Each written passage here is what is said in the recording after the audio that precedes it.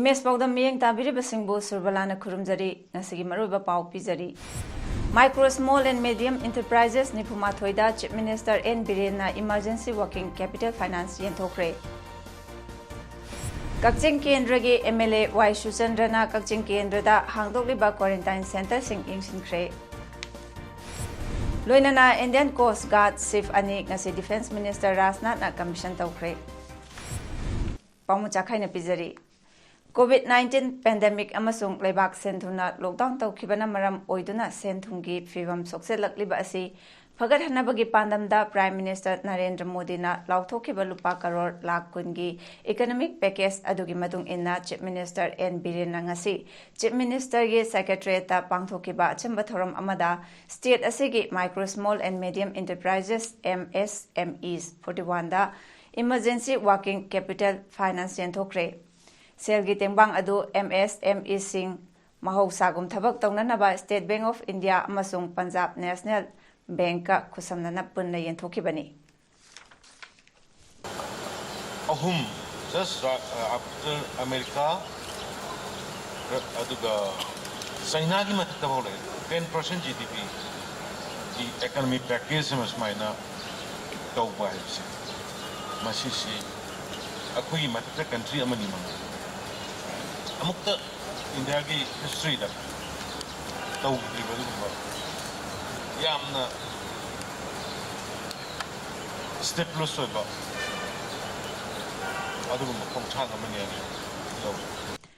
Manipur Legislative Assembly ki Speaker Y. Khemchan Hairi Community Quarantine Center kaya tungan ba Assembly Constituency singda hanglibasida lengakna PPE pihaningi ngasi singjamai Assembly Constituency ki Manipur College da hangba Quarantine Center da miyoi ani disaster wagi pangthokpa paugi mifamda Speaker na hai PPE yaudabana Quarantine Center da thabak tawriba doctor amadi volunteer singna nungaitaba phawi singjamai gi oinadi bazar dagi PPE leiduna sizinai adubo kaya yamna ngakthokpagi khangdabana Health Department na technical support pinanaba appeal tawjari Speaker na makata na hai Assembly Constituency asida hangliba Quarantine Center sida miyoi ni phutaruk lai masigi manungda Kuntrani Pandi ACSC gi miyoi Center asigi oina miyoi tarahumdoi test tawre loina negative oire makata na ACSC gi miyoi chahungi mathakta quarantine tawgadabani masigi damak jinga makha high school dasu quarantine center oina naba semgatle haina speaker na phongdoki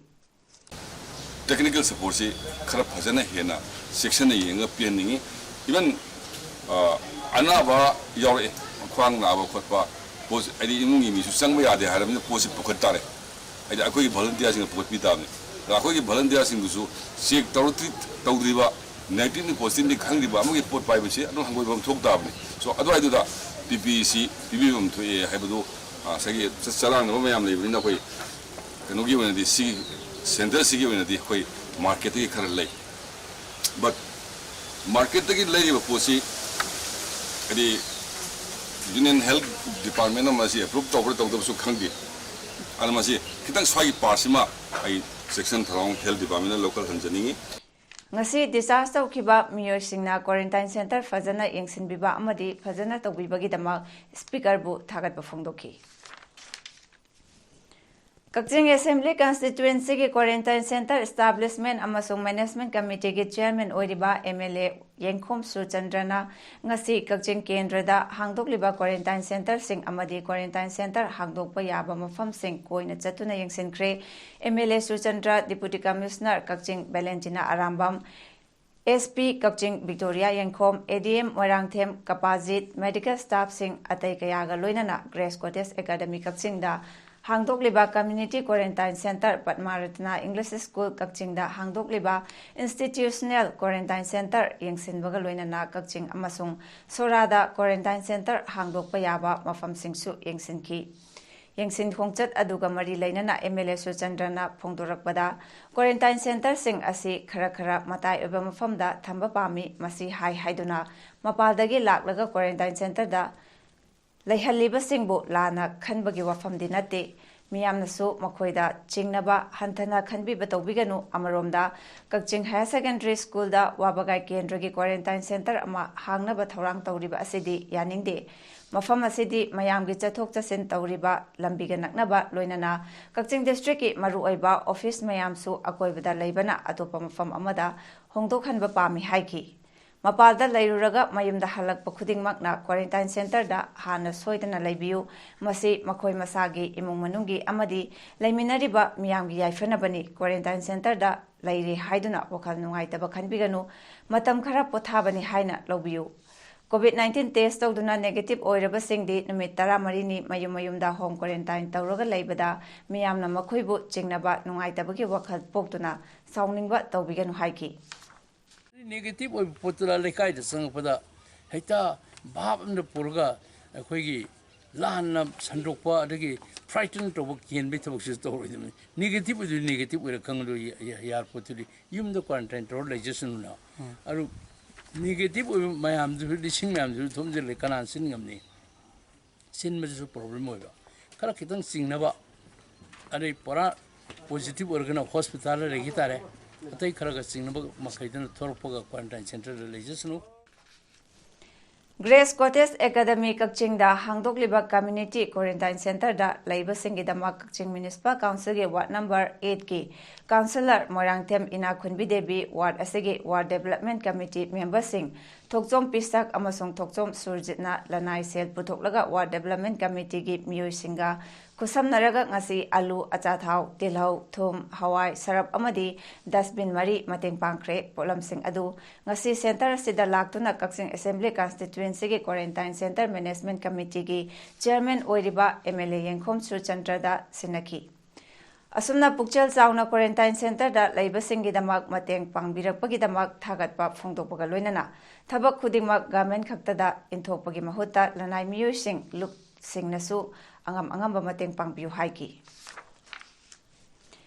Jingmi tammi anigi nungsi mari hena chechinanaba hauzik COVID-19 laichatna maram oiraga lockdown chathakibadagi lamdam sege miyam kham thengna wanaraba matam sida chingda phangba manamaseng tamgi miyamda khudol tamlabagi thoram ngase sumakata na chathanari ngasi Kakching Assembly constituency ge MLA gi yumda Funal village ki chingmi ichil inaw sengna laktuna sing lot amadi manamaseng kaya MLA Waisu Chandra kusanaraki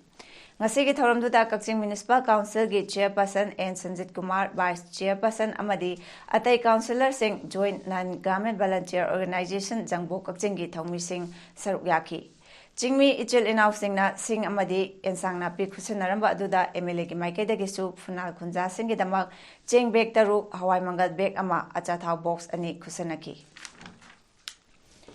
Tenopal District ki Deputy Commissioner M. Rajkumar gi Mijing Makhada ADC More L. Manikanta ASP Ops More M. Amitna lockdown na maram oiduna awaba mayuk naduna More da lairiba Bihari migrant workers singda ngarang chengbek taret amadi hawai bag ani yenthokre hairi Relief Center for the Welfare of Differently Abled Persons Manipurga Department of Social Welfare Government of Manipur amadi amukoga khusamnaduna Imphal East District ki Sawombung CD block ki manung chanba lamlai Assembly constituency ki Nongren Chingkhong Gram Panchayat ki manung channa Nongren mayai lekai da laiba ingsok lising ani mangadagi brain tumor na maram oiduna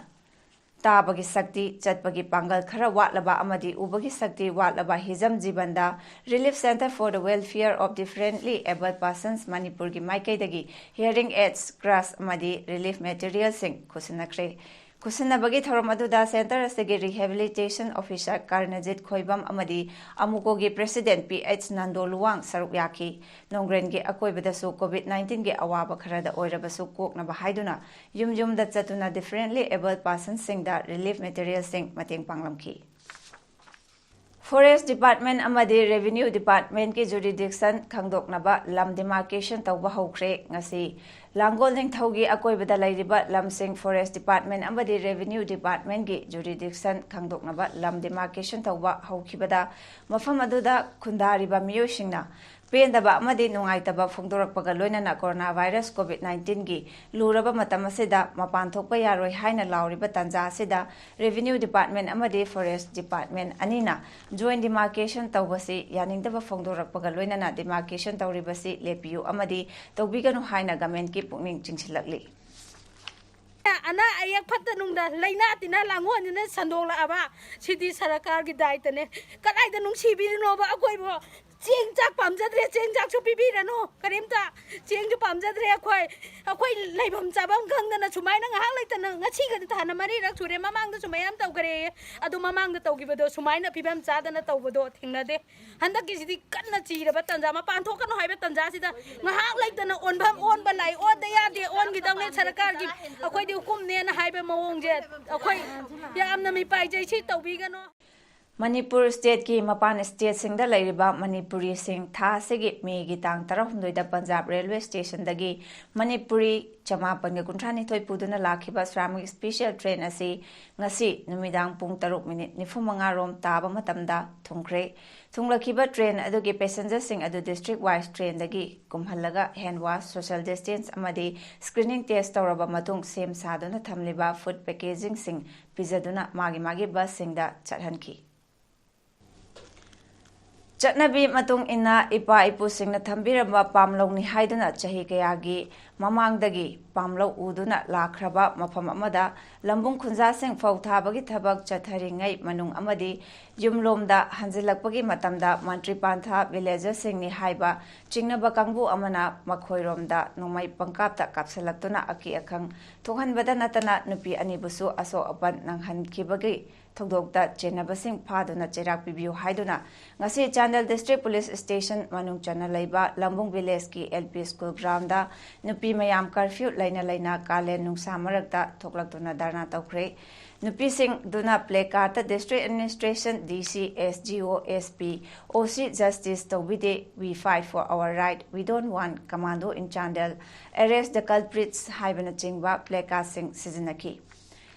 Lambungi Anal Senu Rural Women Society ki mihut amana thodok adubu kanna yaningdaba phongdoktuna hai kunjak mayamna yanaba matung inna Lambungi lam saruk amada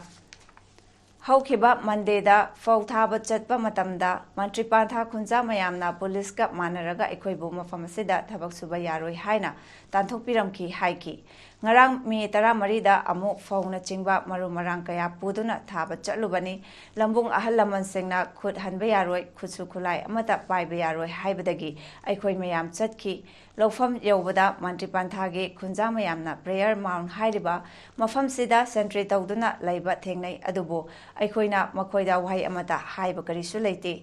Pung ahum makhairom taba matamda police amasong SGO laki ekoi protection piba lakpra khalami adubu police na hek yorokpaga mantri pantha singna nomai kapa haurakhi haiki village authority ge member amana lambungna fauthariba mafam adu lambunggi lamni ngarangi thodokta chenaba singdo police na athubada fabiu haina dabi tawki mari leinaba singna achum aral thuna Tibada mateng pangbiu natrabadi ekhoisu khut thaba haurakpa yai haina phongdoki Lambung Youth Club ki Vice President aso ima singna machai khoibu puk thanana bagi damakta wana thabak subagi awabagi mathakta sokhanduna awaba tahanbasi macha mayam ekhoi tumina leiba ngamlaroi district administration na pung kunmari ki manungda culprit singbu fabiu haina phongdoki अखोई lump से अखोई फाउ थाद्रग चाद्रबदी अखोई चिंगमी चाही की फाउ से थारग चाजबनी चानगाई थकनगा लेरो हेरग अखोई समुक चले ngarang si अखोई लोई न अखोई से अहल लम लोई न अखोई चचबनी चतप कांदा अखोई नुंगमाई पाइदे अखोई अहन सिंग न मोई न करिगुंबा मदुगुंबा फतबा थोकलबसु खुद हनबा यादे हेरग अखोई से अखोई न थागदबा फाउ थागदबा चुजाक थबी लोई न मक्स अखोई न पूरगा अखोई जोपा मचा पुरगा लोइना नुपी नुपा अखोई चतपनी चतपा कांदा हिट मफम अदु यगबा कांदा मांट्री पांथा की चिंग मथक अदुसु लामुंगी लमनी मोइनि फजाना लंबी कखरे प्रेजेंट मोन हाइना मोइ अदुदा साइ मदुदा लोइना नुपी नुपासिंग मी कुन सालेबगा अखोई एम्बुस तवरे Amaromda haukiba thasegi tang taramari ki nungtil pung ahum makai rom tarakpa duaida Chandel district ki manung chanba mantri pantha village ki manung da laiba prayer mountain da nomai kapagi thokdok adubo All Tribal Right and Protection Forum Manipur ATRPFM amasung All Manipur Tribal Union amtugi maikaidagi akanba mawongda yaningdaba phongdorakli nomai kapagi thokdok adu mantri pantha village ki chief SS Bemung Lamkang Kauba Miyoi Amana Luchingduna Thokan Kibani Nomai Paiba Miyoi Tara Kunmukna Lambung Village Ki Miyoi Yankai Tarum Yankai Humpurom da Jum cultivation Tauraga Halakpada Nomaina Kapsalakbadagi Nupi Anishu Shoki Haina ATRPFM Amasung Amtuna Tador Pacherol Amana Haidi Cherol asina makha taraduna khul ani asigi chayet nariba lam asigi matangda High Court of Manipur da case ama file tawkhibagi amadi High Court ki order sing su pikhibagi matangda The People's Chronicle Manipur gi pauche da phongdokhrabani ATRPFM amasung amtuna chayet nariba lam adugi matangda knowledge laiti adubu civilian singda nomaina kapa adudi yaningde matter ase aini matung inna loisingadabani khatna chainaduna loisingadabante amasung mari lainaba authority singna aini oiba thabak lokhatuna tungda asigumba thokdok amuk thoktanaba cherosina appeal tawrakli Union Defense Minister Rajnath Singhana Indian Coast Guard Ship Sachet amasung Interceptor Boats ani ngasi commission tawkre video conference ke kuthangda Defense Minister Rajnath na Gawada commission tawkibani mahakna haikibda chief sing asi commission si yamna maru oiba amani amadi India gi coastal gi puwari da thoidokpa thodok amani Prime Minister Narendra Modi gi Manglan Security and Growth for All in the region Sagar Mangfaunarabani ICG amasung Indian Shipbuilding Industry asi leibaki oina chakthokchiningai ni haiki COVID-19 ki maramda khana nainana ba high level group of ministers sing gomgi taramanga raksuba meeting ama ngasi pangthokre Union Minister for Health and Family Welfare Dr. Hasbardana meeting adugi chair lauki loinana meeting aduda yaukiba minister singdi Hardip S Puri Dr. S Jaisankar SS Nityananda Rai Mansukh Lal Mandavia Asni Kumar Chauve amadi Chief of Defense Staff Bipin Rawat ni Malengi oina COVID-19 na nahalaba migi masing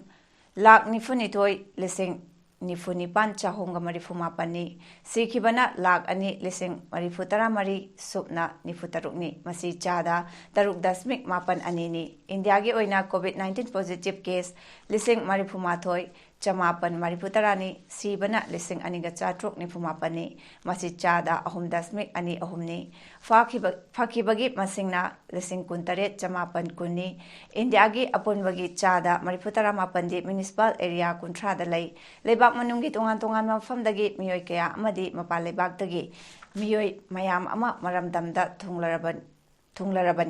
States Union Territory singna local liba thabak thawong singi matangda ngasigi meeting na kupna khanani leba asida medical infrastructure fagalakba COVID-19 da dedicate tawriba hospital chamapan ga tarama panda lairiba famung lising nipan ga chatruk marifutara mari thamliba asigi dama gomgi meeting na thagatba phongdoki